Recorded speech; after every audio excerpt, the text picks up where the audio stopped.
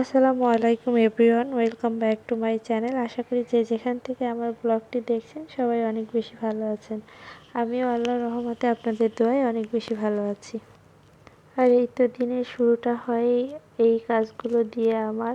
আমার বলতে না, আসলে বাসার প্রত্যেকটা মহিলা বা মেয়েদের এই কাজটা দিয়েই শুরু হয়। আর এই তো আমার ছোট ছেলে এখানে ঘুমায় আছে এই পাশে, আর ওই পাশে সব গুছায় গাছায়। আর এই তো রান্না বান্না শুরু করে দিলাম। ও ঘুম থাকতে থাকতেই আসলে রান্না বান্নার কাজটা আমার করে ফেলতে হয়। না হলে আসলে দেখা যায় কি, ও একটু পর পর আমার কাছে আসে আর শুধু আমাকে কোলে নিতে বলে। মানে খেলাধুলা করতে চায় না, শুধু ওর পাশে থাকতে বলে। এর জন্য ও ঘুম থাকতে থাকতে চেষ্টা করি আমি সব কাজগুলো গুছায় নেওয়ার জন্য। অনেক সময় তো করতে পারি, আবার অনেক সময় হয় না। আর এই তো আজকে কাতলা মাছ রান্না করব, আর সাথে আরও অনেক কিছু রান্না করব। আর এই তো ছেলের উপরে ডিপেন্ড করে আমার কাজগুলো। আসলে ও যেদিনকার একটু শান্ত থাকে সেদিনকার তো মন যা যা চায় সেগুলো সবই করতে পারি। আর যেদিনকার ও একটু বেশি জ্বালায় সেদিনকার আমি সব কাজ আসলে একেবারে শর্ট করে ফেলি। আর এখন ওর একটু শরীরটা খারাপ, এর জন্য আমার কাজে একটু সমস্যা হয়ে যায়। তারপরেও আসলে যেগুলো করার সেগুলো তো করতেই হবে। আর এখন এমন একটা ঝামেলা হয়েছে যে ও কিছুই খেতে চায় না।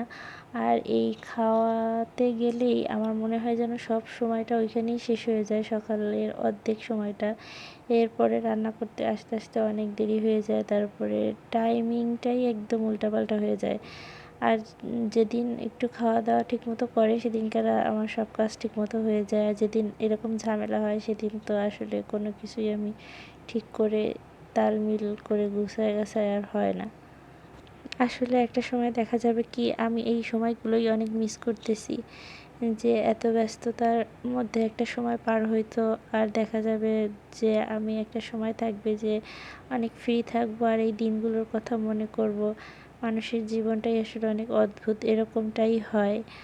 আর যতটুকু পারি এই দিনগুলো আমি একটু মানে উপভোগ করার চেষ্টা করি, কিন্তু অনেক সময় অনেক বিরক্ততা চলে আসে জীবনে।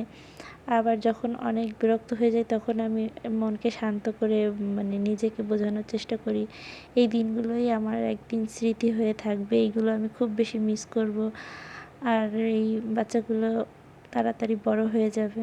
আর এই তো কথা বলতে বলতে আমার মাছ রান্না হয়ে গেছে। মুরগির মাংস রান্না করতেছিলাম বড় ছেলের জন্য। আর এই যে আমার ছোট ওস্তাদ পানি পেলে, আসলে ছোট জন না, দুজনই পানি পেলে ওরা দুই ভাই এত খুশি থাকে।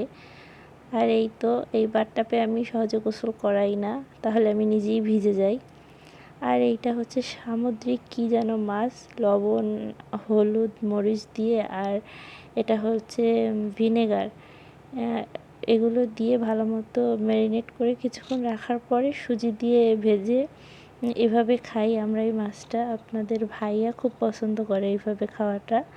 আর এই তো মুরগির মাংস রান্না হয়ে গেছে প্রায়। আর এই তো এখানে টুকটাক করে রান্না বান্না করতে করতে বেশ অনেক কিছুই করে ফেলছি। আর এই তো এখানে একটু মরিচ ভর্তা করে নিচ্ছি, ডাল ভর্তা করব তাই। এরকম কাঁচা মরিচ আর শুকনো ঝাল দিয়ে কে কে মরিচ ভর্তা খেতে পছন্দ করেন অবশ্যই কমেন্টে জানাবেন। আর যদিও এখানে একটু পেঁয়াজের সংখ্যা বেশি হয়ে গেছে, কিছুটা ভর্তা উঠায় রাখছি মরিচ ভর্তা, আর বাদ বাকিটা এই যে ডাল ভর্তা করতেছি। সবটা দিলে অনেক ঝাল হয়ে যেত সেজন্য। আর এই তো সরষের তেল, কাঁচা সরষের তেল দিয়ে এইভাবে ভর্তা খেতে বেশ ভালোই লাগে। আর এই তো ভর্তা বানানো শেষে এখন মাছটা ভেজে নেব।